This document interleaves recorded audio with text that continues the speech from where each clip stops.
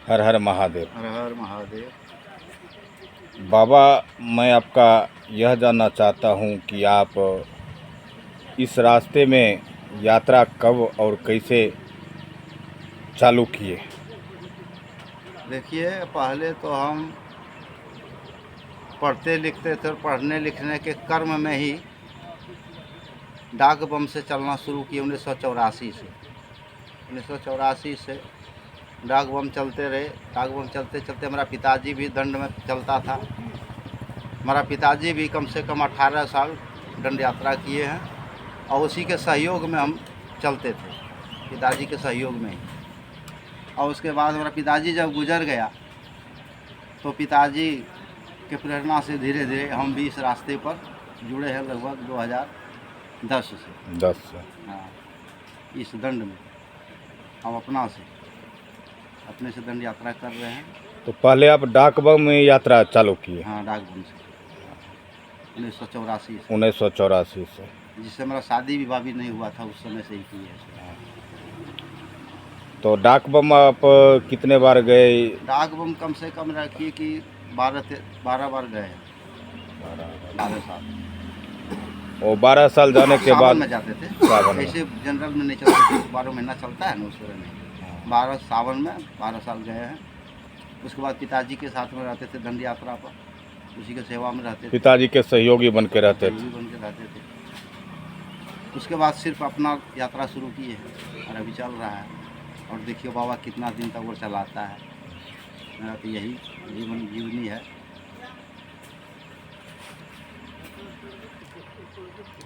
अब ये बाबा हैं जो कि अभी पदयात्रा कर रहे हैं। श्रावणी मास का अभी लगभग 1 माह बचा हुआ है और आज 30 तारीख हुआ और 30 तारीख अगला 30 तारीख जो आएगा 30 तारीख वह श्रावणी मास का पहला दिन होगा और ये अभी यात्रा कर रहे हैं। इनसे हम जानना चाहेंगे कि क्या आप पहली बार इस माह में यात्रा कर रहे हैं या पहले कभी किए थे? पहले चलते थे साल में एक बार और उसके बाद 18-19 साल से चल रहे हैं। हर महीने में पैदल पहुँच चलते हैं बासुकीनाथ तक। हर माह में? हर माह में हम लोग, यही तो हम लोगों को संकल्प है और चल रहे हैं। और दंड प्रणाम तो कभी कभी चलते हैं। हाँ। ऐसा कर दिया है दंड। आपका घर कहाँ हुआ? हमारा घर हुआ तारापुर के लिया। तारापुर। हाँ। आप पहले श्रावणी मास में जो है सावन में जो है आप यात्रा करते थे? करते थे, बहुत कम करते थे, भीड़ देख करके हम लोग अत्यधिक भीड़ होने के कारण नहीं करते थे। हाँ, हम लोग बराबर चलते हैं। ये शांत जगह खोजते हैं हम लोग। शांत जगह। हाँ, यही है। संत आदमी को जो है शांत अति प्रिय होता है। जैसे महादेव का जो है पर्वत तपस्या में नहीं सही से। यही है। और तो बाबा का तो महिमा तो। अभी जो है रास्ते में कुछ ऐसा कठिनाई, रास्ता का कठिनाई, टूटी फूटी रास्ता हो, इससे भी कुछ प्रभावित आप होते हैं? नहीं, रास्ता तो अभी ठीक बन रहा है। अभी तो पुराना रास्ता, अभी जो बालू मिट्टी गिरा है उसको काम। अच्छा, यह जो है रास्ते में उजला बालू गिराया जा रहा है, गंगा का बालू वाला पंजन से बालू टोटल देखते हैं वही गिराया जा रहा है एकदम। उससे कठिनाई है या सुविधा है? आप तो बहुत बारिश होता है तब तो सुविधा है। बारिश न होने के कारण तब जाता है, उसमें चलने में पैर दबता है, चल नहीं सकता है।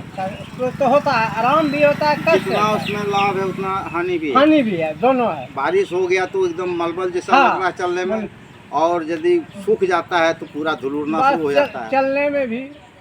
तो बालू जो है गंगा का बालू से लोग प्रभावित होते हैं। जब धूप होता है तो बहुत सारी कठिनाइयाँ जो है पैर में होती है।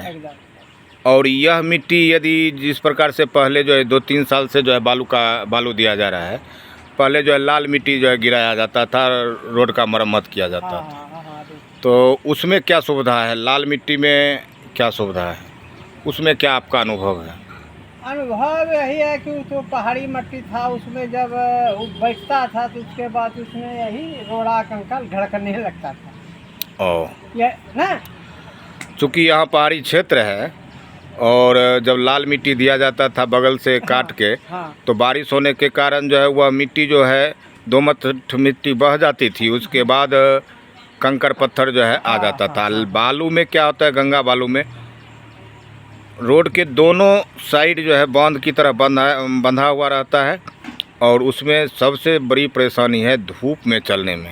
हाँ हाँ हाँ। और पहली बार जब गिरती है तो वह फलका जैसा रहता है, चलने में जो है पैर जो है कम चलता है, यही दोनों में परेशानी है। हाँ, पैर कम चलता है जब भीग जाता है बालू। एक बार डन जब दे तो रोड में आ बनता था, गंगट वाला बालू पड़ा था लाल वाला। अब क्या बतावे, 10 पैसे का होका हो गया हाथ में, इतना जोर ना, इतना जोर की नया वाला रास्ता में। अभी तो पहले से भी खराब हो गया, देखिए कैसा कैसा हो गया। अच्छा, सरकारी इस रास्ता में सरकारी शौचालय भी बहुत जगह हम लोग बने देखे हैं, क्या उसका फायदा कभी आपको मिला है?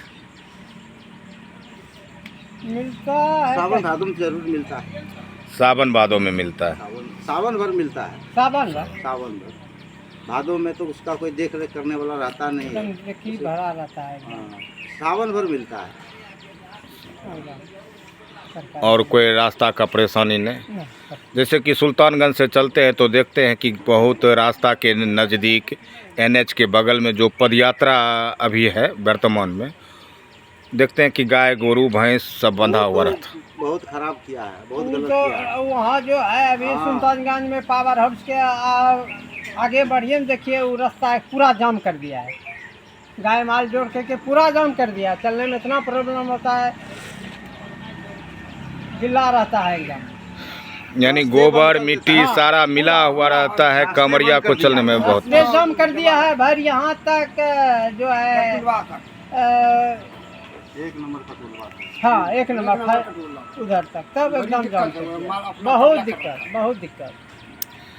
यानी सुल्तानगंज से चलने के बाद आगे का जो पदयात्रा है वह गाय भैंस बकरी बंधा रहने के कारण मिट्टी गीली हो जाती है और रास्ते को बंद कर दिया जाता है, और जिस पर लोग परेशान होकर उस रास्ता को छोड़कर पक्की रोड पर लोग चलते हैं। हाँ हाँ, उसके कारण जो गाड़ी जो चलता है हम लोगों को सबको प्रॉब्लम होता है, एक्सीडेंट हो जाता है। देखिए बासुकीनाथ के रास्ता में हमको एक्सीडेंट हुआ है, देखिए देखिए यही है।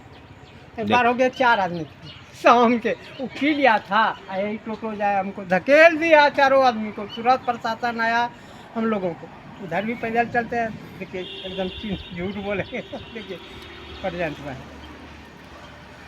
तो सर्वप्रथम यह है कि सुल्तानगंज चलने के बाद जो है हर हाल में पदयात्रा जो है NH के बगल से होकर जो गुजरती है उस पर सफाई होना अति आवश्यक है। हाँ, ताकि एकदम हर व्यक्ति, हर बम, डंडी बम, पोल बम, डाक बम को सही रास्ता मिलेगा तो सही ढंग से यात्रा हो पाएगी।